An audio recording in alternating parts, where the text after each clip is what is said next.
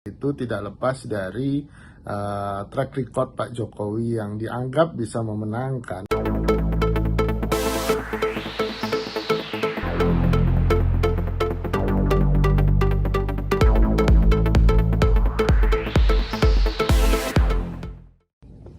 Menurut saya, masuknya nama mantunya Pak Jokowi, Mbak Erina Gudono, ke dalam bursa pilkada di Sleman itu tidak lepas dari track record Pak Jokowi yang dianggap bisa memenangkan pasangan Prabowo Gibran di pemilu kemarin 2024. Dan kemudian juga kita masih menunggu apakah PSI, partai suaminya Mbak Erina ini juga bisa masuk parlemen gitu kan.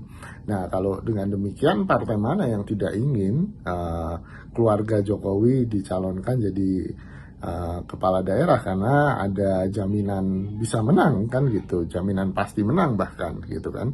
Tanpa Pak Jokowi memerintahkan gitu, partai-partai ini tentu akan dengan aktif dan proaktif gitu mencalonkan kalau bisa semua saudaranya Pak Jokowi gitu kan, karena ada track record bahwa kemenangan itu bisa dijamin akhirnya karena ada pengaruh besar dari Pak Jokowi. Walaupun nanti Pak Jokowi sudah turun dari kursi presiden ketika pilkada, tapi kan ada Mas Gibran yang menggantikannya dan ilmunya mungkin sama gitu kan, sehingga teknik yang sama bisa digunakan juga untuk pilkada. Menurut saya demikian.